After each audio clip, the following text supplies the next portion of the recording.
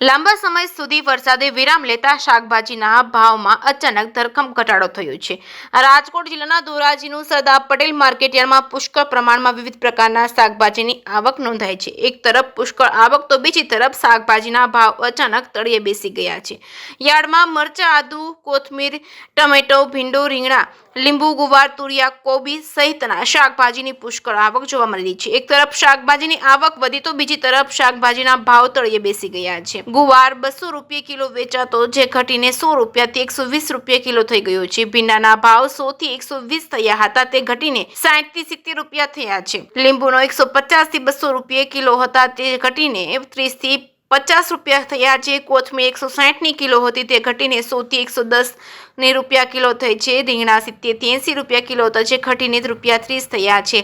મરચા 120 રૂપિયા કિલો હતા જે ઘટીને 60 થી 70 રૂપિયા કિલો થયા છે। ટમેટા પણ અન્ય રાજ્યના નથી, પુષ્કળ આવક થતા ટમેટાના ભાવ પણ તળિયે છે। મહારાષ્ટ્ર અને બેંગ્લોરથી ટમેટાની આવક શરૂ થતા ટમેટાના ભાવ પણ તળિયે બેસી ગયા છે। ટમેટાના ભાવ પ્રતિ કિલોના 70 થી 80 હતા જે હવે ઘટીને 30 થી 40 રૂપિયા થઈ ગયા છે। જે સિંહ ગુજરાતી સાથે મતીન બાપુ, સૈયદ, ધોરાજી।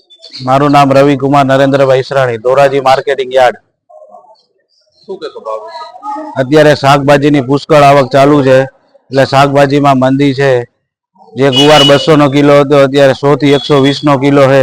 ટમેટાની પુષ્કળ આવક છે, ધાણાભાજીની પુષ્કળ આવક છે, ભીંડાની પુષ્કળ આવક છે। ભીંડોજી 100-110 નો કિલો હતો અત્યારે 60 થી 70 રૂપિયાનો કિલો છે। અન્ય શાકભાજી લીંબુ છે, કોથમરી છે, આદુ છે, લીંબુ 30 થી માંડીને 50 ના કિલો છે। જે કોથમરી હતી 160-70 ની કિલો અત્યારે 100 થી 110 ની કિલો છે। બધી શાકભાજીમાં ફૂલ મંદી છે। જે રીંગણા 70-80 ના કિલો હતા અત્યારે 40-45 ના કિલો છે। મરચાજી 100-110 ના કિલો હતા અત્યારે 60 થી માંડીને 80 ના કિલો। દૂધી 20 થી 25 રૂપિયાની કિલો। રવિભાઈ, આ જે ભાવ છે એ ઘટવાનું કારણ અત્યારે વરસાદ નથી, બધું રીતે તડકો છે બરોબર, એની હિસાબે ભાવમાં મંદી છે। જેમ વરસાદ આવશે એમ ભાવમાં સુધારો થશે।